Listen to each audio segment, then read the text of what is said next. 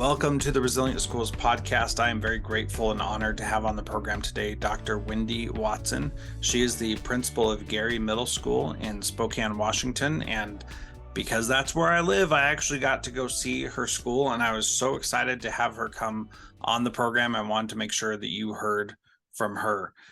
She was raised in the Army, and so she traveled all around the country, including in Okinawa, Japan. And then they landed in Cheney, Washington, and been here for the last 43 years. She's been in Spokane Public Schools for 30 years, 2 years as sub, 8 years as summer school teacher in a juvenile detention facility, which we don't even talk about in this episode, but really fascinating there. 10 years as a teacher of Spanish and English, 12 years as a high school assistant principal, 5 years as director of secondary curriculum, and 6 years now as a middle school principal, where she is at Gary Middle School. And she earned her doctorate in 2015 and has just been continuing to learn this whole time. Wendy, thanks so much for coming on Resilient Schools. I'm so excited to have you here. It's an absolute pleasure to be here, Jethro. So what really stuck out to you in this conversation that people are about to listen to? I think, this whole community support systems and building communities has fundamentally changed how I do business as a principal and the way I think. And I've only been a principal for 6 years here. And the fact that I kind of fell into this or rolled into this community concept of pulling people together has been the biggest aha for me as a leader, and again, has fundamentally changed the way I do business in the school. Yeah, exciting. And she's going to talk all about that here in the episode coming up. And so I hope you enjoy it. Thank you, Wendy, for being here. Thank you for your wisdom. And we will hear that interview here in just a second.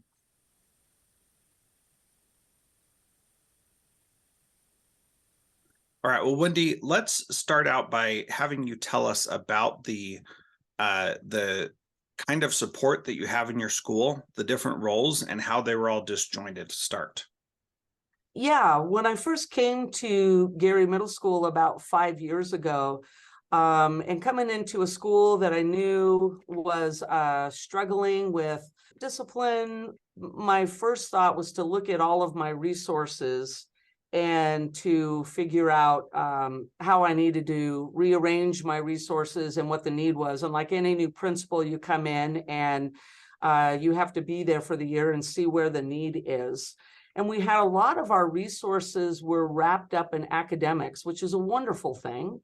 At the same time, with student management being such high need, we kind of lived with it for a year, observing, drowning in discipline as an administrative team, and having time to reflect and talk about what is it that we really needed. And then a shift of resources, primarily I'm talking about title and lap dollars, and a shift in resources unfortunately meant we had to decrease some of our reading strategies, some of our math strategies, which wasn't a great thing. But at the same time, we really needed to focus on this building of getting some social emotional supports to our students in the way of adding behavior interventionists. So over a course of a couple of years, approximately 2.5 before the pandemic, we moved from one building interventionist in a school of 600, and we have shifted to 4 behavior interventionists, and strategically at the same time, Jethro, taking a look at the role of on an additional support system, a campus safety specialist and an MTSS specialist, and learning how we needed to all start collaborating as an administrative team for behavior interventionists, an MTSS specialist, a campus safety specialist, and we simply needed to all get on the same page about what is our plan to support teachers and to support kids. Yeah, I'm so glad you gave that background because like so many schools, we sometimes get overwhelmed with resources and don't exactly know how to use them. And so you also have community partnerships with Gonzaga University that's close by, as well as several other places that where you have people, but you can't really use the people in an effective way. And so you've moved to this community approach where we're going to work together, and you physically put all of those people who are here to help your students into one and then two rooms, but mostly we'll talk about the one room that has the most amount of people in it. Talk Yes. about making that change and what that was like for your school.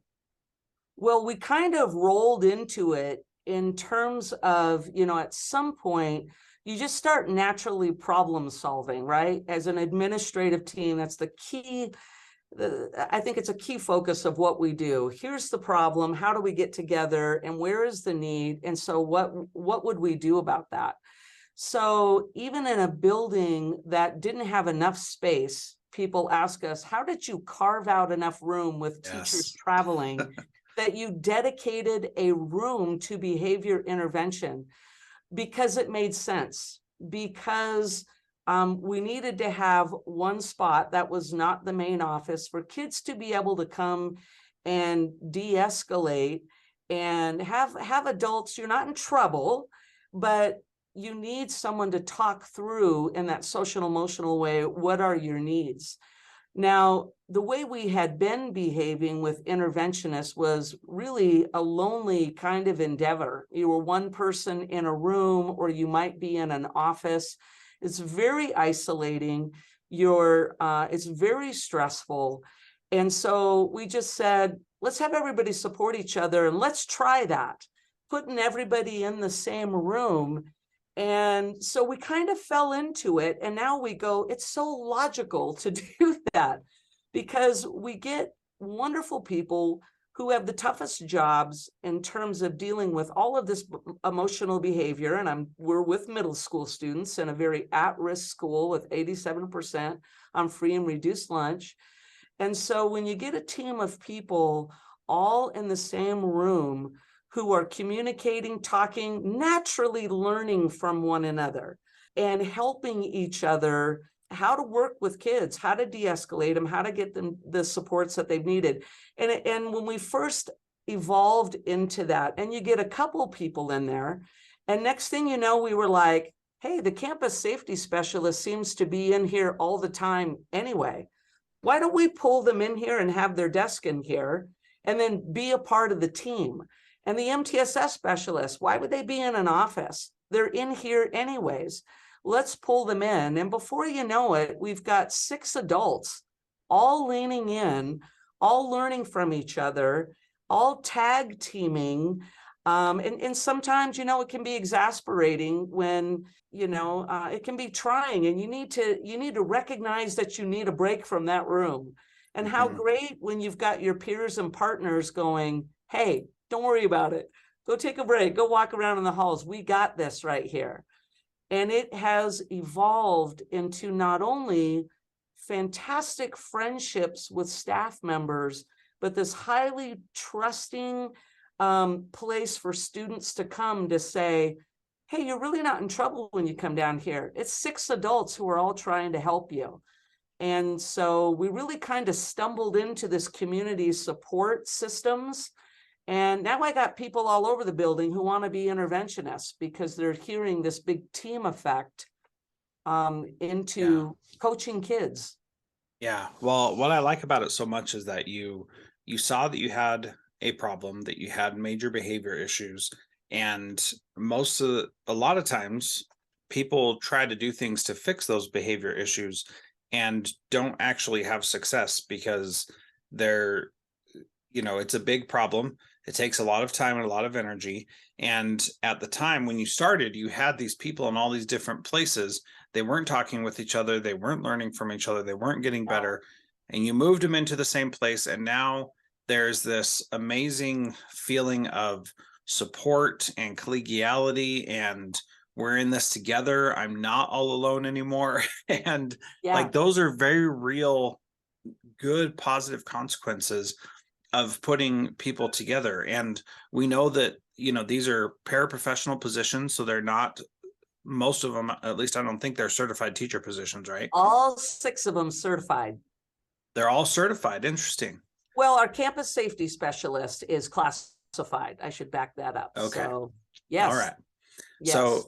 So that's even better because they know how powerful it is to have a team, having been certified teachers as well. So, but this is something that if they weren't certified, or even if they were volunteers, you could still get the same benefits, right? Yeah. Yes.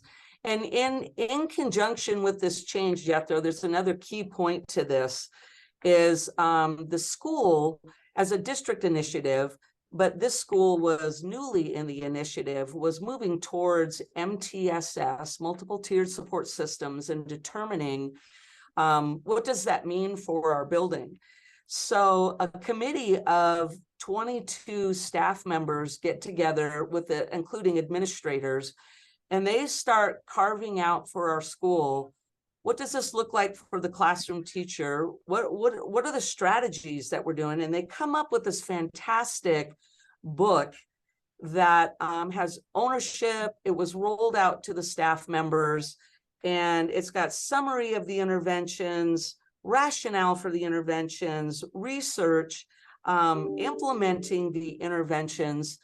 And they are working in tandem with the community support team and the reset. We call it the reset room. And together, staff-wide, there was like 2 transitionings going on with the teachers learning how to wrap their heads around that. And then how do we appropriately use the intervention room in the strongest MTSS way. So it wasn't like we weren't working with the staff members on how things needed to improve with management. Just, it was never, oh, just send your kids to the reset room. You don't have to worry about classroom management. It was all by design, a school, an entire school moving forward in what would be a joint effort and working on student management with some incredible results. Yeah, so let's talk about some of those results because I think it's appropriate to mention them. When you first got to your school had the highest number of suspensions and office discipline referrals. And what does that look like now? I'm sure it's perfect, no problems at all. Well, we still have our challenges, as you know. And yes, when I came, I'm in the 2nd largest district in Washington State. So when you have suspension numbers that are higher than every high school, that's a red flag. And that's a survival flag is what that was in trying to get to know the school and build a system. And since last year, when we were full on implementing our system after the pandemic, we had an approximate 59% drop in overall suspensions. And I think it's important, Jethro, to put that in context of when there's pressure on administrators to get those suspensions decreased, right? And by nature, we want to do that anyways. And then there's sometimes the pressure that administrators can feel. I've always been one of those people that I'm like, you know what? I'm just authentically doing what we need to do. And I can't solve the problem if I'm fudging with my data or numbers. I can't solve that problem. I wasn't proud of those earlier results. I wasn't exactly sure what to do. I'm a veteran administrator in my 23rd year right now, but I know this: you can't solve problems when you're dealing with data that's not the real deal. And we just had to face it and go, well, now what are we going to do? And what are people's, and you start gathering your data, you're talking to people, and when you have interventionists in the early stages that are miserable, they want to get out. It's too much stress. I can't do this. I feel like I'm by myself. Well, all of those things are true. It's because you were by yourself. Yeah. Who wants to go to work every day and do a job like that? So we're like, what if there were a couple of you? So again, we roll into this Let's build community. Let's do this, because it's a very isolating job. And when that becomes your focus of a community support system, and you hope that it's going to go the way you want and reveal results, and when it happens, that's a beautiful thing.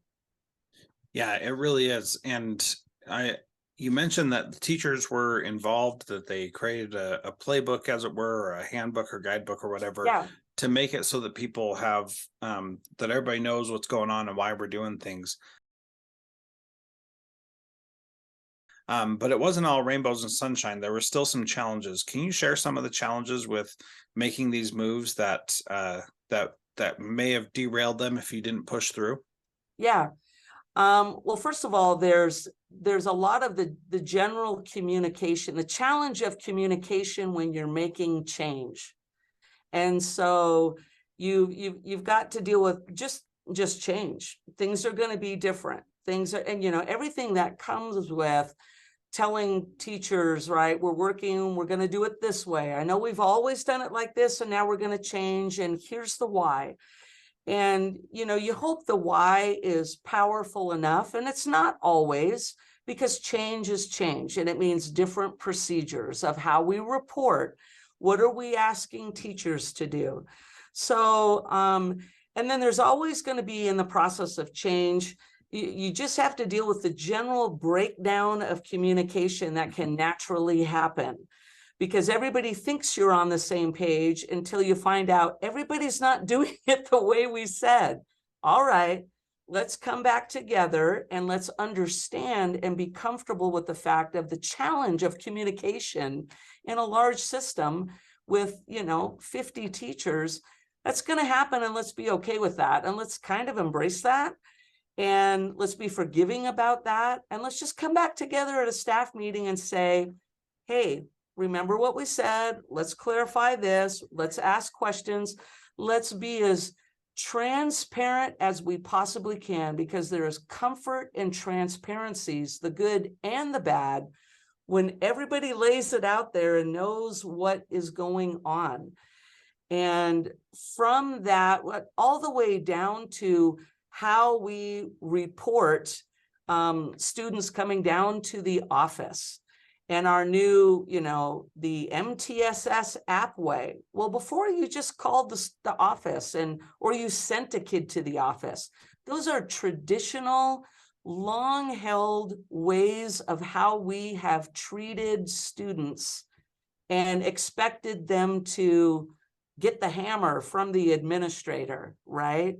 So when you're talking about the change of restorative practices, the change in the technology and how we report, the change in MTSS, and we're trying to learn it, right?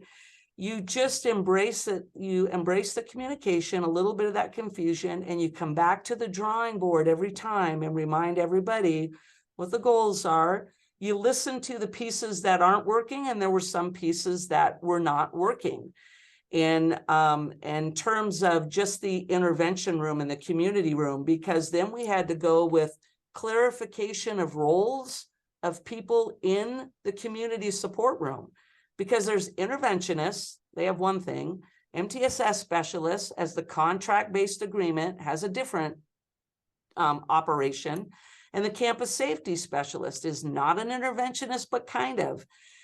So when you deal with people stepping on each other's toes a little bit, and there's lack of clarity about roles, well, there's the problem. Well, let's get clarity about roles, and let's pull everybody who's working really hard together, and let's talk. And so always coming back to that communication piece, and regularly looking at our data with suspensions and what was happening, keeping it real, and not being afraid. Sometimes you have to suspend, and that's okay. Yeah, sometimes for safety and so on, we have to do that. Well, and to that point, Wendy, when you were showing me the data a few weeks ago when I was at your school, you were going through saying, this month, these things happened that led to these suspensions. And, like, we can't really do anything about that because they brought a weapon or drugs to school or whatever it was. And it's like, Right. or they were very violent. Like, you can't have these kids in school when these things are happening. We need to Right. have restorative practices, but the other side needs some time to heal as well. And so I appreciated that. Can you talk about the process as it exists now that teachers go through to get kids support? Because it in the olden days, I'll describe that, and correct me if I'm wrong, please, when you answer this. In the olden days, people said, you're in trouble, go down to the office, here's a referral, and they expect the principal to lay down the hammer. Right. Now, oftentimes you don't even see these kids and they don't talk to you at all. And Right. they get support in another way. Can you talk about that process and what that looks like? Absolutely. First of all, I love in our on our MTSS app, it requires the teacher to give us their knowledge about what they're experiencing in the classroom. And they're able to, in a very quick, not only to write a brief narrative about what happened, but at the same time to supply through a checkbox system the type of support that they think this student needs. And it might be a support like, it might even be food, it might even be clothing, somebody to talk to, stressed about home, should probably see a counselor. They can even name the person that they think should be a part of the conversation, which is something we've never done with teachers before. And they know the student better than anybody. And so when they just send them down to an administrator before, we don't have all that context, right? And now we have a more robust way that and the student stays in the room until an interventionist gets a ping on their phone to come up, get the student out of the classroom. They have a talk when they're walking down the hall, and they're heading down to the reset room. And so think about that, Jethro, even right off the bat, compared to traditionally when the student was sent to the office. What's their mindset? Dun, dun, dun, dun. You're heading down to the principal. I'm in trouble for whatever happened. There's an incredibly different mindset. You got a person escorting you, walking with you, that's starting with, hey, what's going on? And they're heading down to the reset room, and there's a lot of talk. There's reading what the teacher wrote. There's talking about how to solve this problem. And it starts with a restorative lens. It might involve another student, and they have to go get another student after class. And so it involves, maybe the student reveals the reason why they blew up in class is because they got mad at their best friend at lunch who said something at lunch, and they're just stressed. So there's a lot of problem solving and saying, let's fix this. Let's work this. Or maybe you said something to the teacher you shouldn't have said. Let's take a breather. Let's go connect with that teacher later and get you back to classes. And they're really teasing out the interventionist, how severe is this? And most of the time, it's not very severe at all. And so it gives the student a chance to take a break. And sometimes we have support systems in there. We have something called the base curriculum. And if a student has been disrespectful to a teacher and you process that, they can get in this reset room, they get on the base curriculum, and there might be a lesson about disrespect. And it's an interactive tool that student may be on it for 20 minutes and they're answering questions, and it gets printed out, and the interventionist is talking about what happened in that base curriculum tool and how that applies to their learning to what happened. But the mindset is so incredibly different now with kids coming down to that reset room, not like, wow, I'm about to be booted from school. It's like, okay, we'll take a breather. I've done some things I shouldn't have done, and now we're going to talk and problem solve. It has made all the difference in an overall culture of calming behavior down in the school. Yeah, I really like that whole process that you go through, and how it's so much more supportive of the student as opposed to seeking for punishment. And the base curriculum that you mentioned, I think, is really powerful also, because it gives kids the lessons that they need in the moment, rather than doing what we sometimes do, which is we're having a problem in the school with, you know, 5 kids out of the 600 being disrespectful to teachers. So let's do a school-wide assembly or something on being respectful to teachers. And all the kids who are typically respectful to teachers are annoyed they have to sit through this thing that's telling them what they already know. And all the kids who are already disrespectful to teachers are just being more disrespectful in whatever Right. those lessons are, because they're Yes. not customized and tailored to them specifically. And what I like about this is that it's so focused on each individual student to help each Yes. kid figure out what they need to do better for themselves. And Yes. if disrespect is not an issue, then we shouldn't be teaching them about it, because obviously they already know how to be respectful. So there's no point in having that be one of the things. And so I really appreciate that whole approach. So taking everything we've talked about, if we want our schools to be more resilient, what's the one thing that you would say we need to do to make them more resilient? I'm going to go off on maybe a little bit of a tangent here that has everything to do, Jethro, with hope. And Oh, I'm so glad you brought up hope, since we have 2 other episodes specifically about hope with Kathleen Beachboard and with Melissa Sadin from this show. So thanks for bringing that up. I'll put links to those in the show notes. yeah, because my mantra in this school is big, beautiful future. All the students know that. It's kind of a fun thing, but it goes right to the heart of what I think I'm doing as an educator and what I believe in the long term of what these students are capable of. And I don't care what school you're in, what circumstances are going on in your school.